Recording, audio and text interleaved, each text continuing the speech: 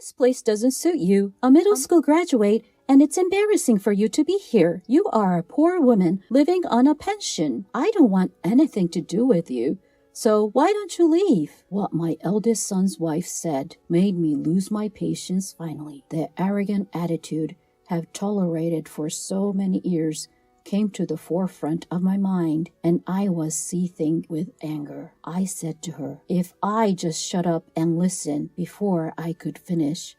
My second son's wife, who looked pale, said, "Oh, Mary, don't tell me you don't know." This is the story of my eldest son's wife, who had made fun of me, her mother-in-law, until she fell into a miserable situation. My name is Sally. Today, I'm going to be 62 years old. I am already old, but I managed to live a healthy life. Since graduating a junior high school, I have spent my time working and raising my children, and before I knew it, I have reached this age. Even for me, it was depressing when my beloved husband suddenly passed away 5 years ago. But with the support of those around me, I was able to overcome over the few years. I am now working just a little bit. I have taken over the work from my husband, and although there are some small problems, the work itself is going well,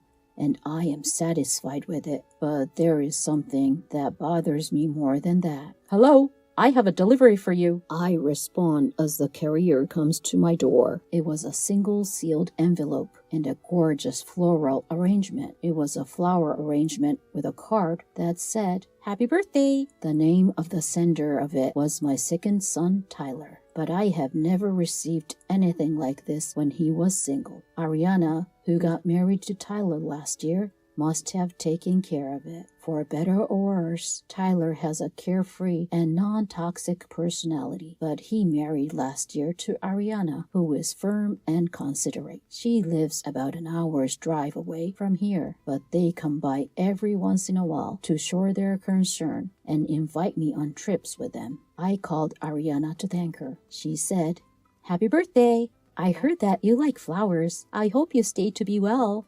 I look forward to seeing you again," she said happily. She is such a good wife that is too good for Tyler. The problem is the sender of the other sealed letter. The sender's name is Tom, my eldest son. When I opened it, I found a birthday card. Tom, who got married a little before Tyler, is not the type of person who would do something like this on his own either. So it must have been his wife, Mary. My eldest son's wife, Mary, was the source of my greatest concern. Mary boasts of being a highly educated elite working for a large company. She has a strong temperament and, to put it bluntly, a haughty personality. She judges people based on their educational backgrounds and the companies they work for. And if someone is lower than her, she immediately takes an attitude of making fun of them. I, who has been working since graduated from junior high school, is an object of contempt for her. I knew from the beginning that she looked down on me, but as the months went by, she became more and more arrogant. She would come over to my house without notice, and then she would jaw at me to prepare meals. She said, "I'm tired from work." She would also ask me for money behind Tom's back. Tom is also in a management position at a restaurant chain, so money is never a problem for her. Still, I love Tom, who is like my husband, is soft-spoken and somewhat fragile, and I put up with it because she married him. But if I'm honest, it hurts me, and I don't feel good about it. But she congratulated me on my birthday. I should at least thank her. So I called Mary. I called and she said, "Hello, I'm sorry. I'm tired from work, so please make it quick." Like that, I said, "You sent me a card for my birthday, didn't you? I called to thank you for the birthday card you sent me. Thank you." "Oh, you got it. I'm so glad. Oh, by the way, there's a dinner party with your relatives coming up, isn't there? Sally, Please go dressed decently so I won't be embarrassed. Yes. Thank you anyway. Yes, yes. Well then, bye. She hung up. There was not even a word of congratulations, but that's Mary. I sighed to myself and wondered if there was anything I could do. A few weeks later, I had a chance to have a dinner party with my relatives. My niece, who I have loved since she was a little girl, was getting married. She is a cousin of Tom and Tyler. Since they were not going to have a wedding, they decided to hold a dinner party to introduce her husband to her relatives. They invited me, Tom, Mary, Tyler, and Ariana. I was walking with my second son and his wife, who has arrived earlier, through the courtyard where the dinner party was to be held. The weather was fine today, wasn't it? You look great in your kimono, and it fits perfectly in this courtyard, I said. Well, it's a proper place today, and I haven't been here in a long time. I wish I had come in a kimono too. It's a very nice and luxurious restaurant. Oh, come on. I can't buy you an expensive kimono for a place like this. I know. I'm just saying. While we were having such conversation, the eldest son and his wife came in late. Hello? Wow, you dressed properly. Hey, you don't have to say it like that. Tom tried to stop her, but Mary was clearly unhappy. It's almost time to go in. I said so and went inside the restaurant. About 30 relatives have gathered, and many of them came to greet me. She is a very well liked, isn't she? Is it out of pity after all? Mary, who was standing a little distance away from me, whispered, but my ears caught her. But I pretended not to hear her and took my seat. My niece and her nuptial partner greeted, and after a toast, the dinner party began. I thought it would be a restaurant in a rural area, but the food is quite impressive. They have a good selection of sake as well. It's just as well they were featured in a Tokyo magazine. Mary was enjoying her meal one after another, and drinking a lot of sake while saying such things. The dinner itself went on peacefully in a celebratory mood for my niece's marriage. I was relieved to see that my niece's partner seemed to be a solid person. By the way, I heard that you graduated from the University of K and are working for a famous bank. In the conversation, one of the relatives said those things to my niece's marriage partner. Yes, indeed I do. I am grateful to my parents for letting me go to the college. My niece's marriage partner replied with trepidation. So far, so good. K University? Hey, I graduated from W University. I'm a chief executive at the big company. Mary started forward, even though no one asked. She was eager to boast about her educational background and the company she works for. Hey, stop it! Tom tried to stop her, but Mary ignored him. She said, after all, in this day and age, academic background is very important, isn't it? No, I don't think so. There are many respectable people, regardless of their academic background. My niece's marriage partner responded firmly, but Mary's talking does not end. I think you, who went to K University, would understand that there is something that only educated people can understand. I guess you would understand. People with no education are low level. What? My niece's partner was a bit taken aback. Hey, you've had too much to drink. That's right, Mary. Tom and Ariana desperately tried to stop her. Tom looked at Mary as if she were an alien. It was same for the relatives who were there. If you don't have an education, you can't get a job at a good company, and you can't make money. You know what I mean?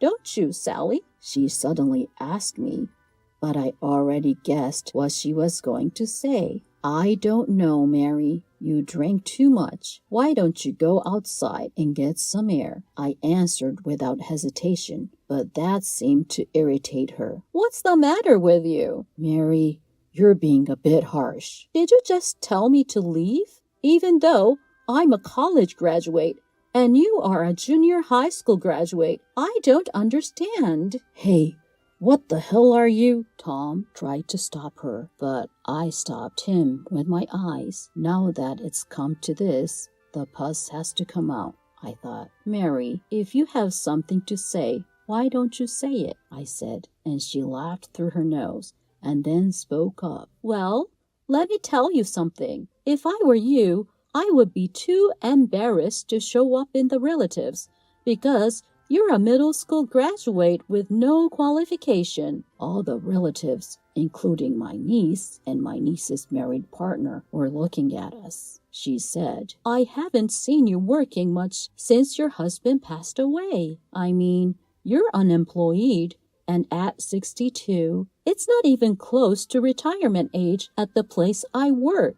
And people are working hard as an elite manager. Mary was a sole provider. She even seemed to be enjoying herself. You didn't go to high school, not even to a good university, and you don't have any qualifications. That's why you're in this situation. Don't you think it's pathetic? Oh, I definitely don't want to become an aunt like you, although I don't because I work for a big company. Not only the relatives, but even the employees who brought the food froze and listened to her words. Then she unleashed the decisive words. She said, a middle school graduate like you doesn't belong in a place like this, and it's embarrassing. You are a poor person living on a pension. I don't want to get involved, so why don't you leave? Mary's words made me lose my patience finally. The arrogant attitude I had been trying so hard to tolerate until now came to the forefront of my mind, and I felt a surge of rage. The back of my nose twitched, and I held back the tears that was about to flow. I thought to myself, hey, I just shut up and listen, but before I could finish, Ariana, who looked very pale, said, Oh, Mary, don't tell me you don't know, she said.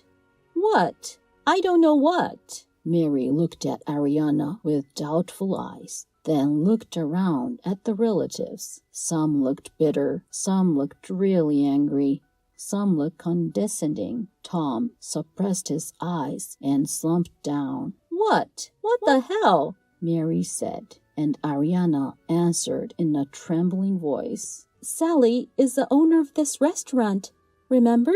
After a moment of silence. What? Don't make me laugh. What are you talking about? Mary snickered. Then the chief and the employees who were there rushed over to me. Boss, are you all right? She is a wonderful person. I can't tell you how much she had helped me. Do you know what you're talking about? He shouted angrily at Mary. She turned to Tom. Tom, what's this all about? Nothing. It's just what they said is true. What? What are you talking about? You've never told me before. Dad and Mom started this restaurant, and she took over from him, but she wasn't in a good position to run the business by herself. So now she lends her name to someone else to run the business. It is true that she is the owner. Why didn't you tell me? If I tell you, you would say stupid things, like getting the restaurant or the property. I wanted to leave my mother alone, who was depressed after my father's death. Besides, as soon as you heard about my mother's education background, you looked down on her and weren't interested. What? How can a junior high school graduate run such a fancy restaurant? The business is going down the drain, isn't it? Even the house is old.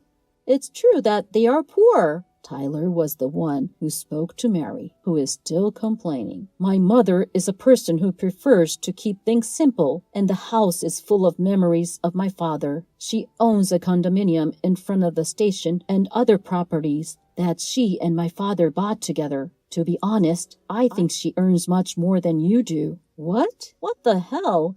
You guys, enough. You're just a middle school graduate. Why don't you just stop? A quiet, calm voice rang out. Standing there was a man who is one of the relatives, but not much older than me. He was dressed in an elegant suit. What's the matter with you, old man? Don't talk to me. Who are you, huh? Mary looked at the man's face to retort, and then Her face turned pale. Do you know who I am? No, no way. Executive director?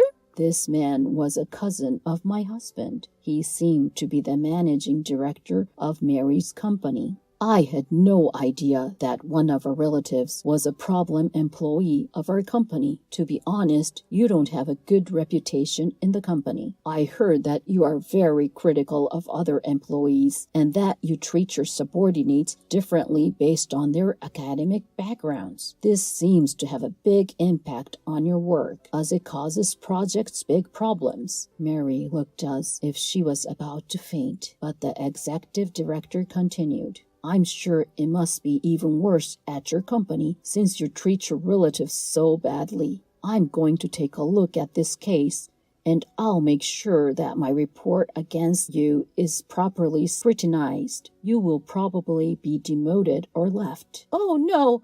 Executive Director, please don't do that. As Mary was about to ask for help, Tom grabbed her by her shoulders and stopped her. That's enough, Mary. What? If you had told me from the beginning, this wouldn't have happened. Do something about it. Hey! Mary, with a bright red face, attacked Tom. Mary, let's get a divorce. You're always like that. But you're ruining such an important event and causing problems at work as well. More than anything, I can't be with you anymore after you spoke out that way to my mother, who worked so hard to raise us. Tom said that without an emotion. I burst into tears as Tyler held me by the shoulders and Ariana cuddled me close. What the hell? Everyone is protecting this middle-aged woman. There is no way that I am divorced and demoted. Don't be silly. Mary is distraught. The executive director says quietly, You can't stay here any longer. You should leave now. I agree. It's an important place for us. And my aunt is an important person. We don't feel good about having it ruined. Please leave us alone. My niece, who had been watching this, told her in a firm voice. This is ridiculous.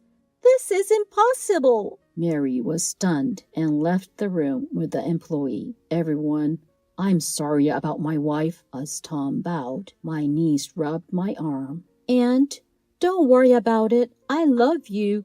And everyone loves you, and besides, that lady will not be your daughter-in-law anymore. Yes, she won't. Don't worry about it, Sally. I respect you. Ariana leaned in close and told me that. Yes, I'll be happy if I can get divorced with her, Tom said to me as well. I'm sorry, Tom. I can't believe you are divorcing because of me. What are you talking about, Mom? I'm really sorry for everything I've done. From now on, I will be more filial to my parents. Tom said so and put his hand on my shoulder. After that, we all regained our composure and we were able to finish the dinner without incident. A few months later, Tom and Mary divorced. Mary made a fuss and went to the family court to seek alimony, but her claim was not successful. According to what the managing director told us, an internal investigation revealed Mary's problematic behavior. She was so proud of her education and work, but I can't believe she was behaving like that at work. In the end, she was transferred to a small branch office in another prefecture. Technically, she was demoted. Then, something unexpected happened. Tom announced that he would take over the restaurant. Originally, I have never forced my children to take over the family business because I wanted them to do the work they loved. But it was true that I felt a little sad about handing over the precious place I have inherited from my husband to someone else. Tom told me with a serious look on his face. That restaurant must have been filled with the love and passion of my father and you, Tom said. I really wanted to take over the restaurant, but I thought I couldn't handle it, so I went to work for a restaurant chain. But when I saw how much you are loved by your employees, I decided I wanted to protect the restaurant that you and Dad have built. Tom, thank you very much. But until then, you have a lot to learn and study. I'll guide you and teach you well,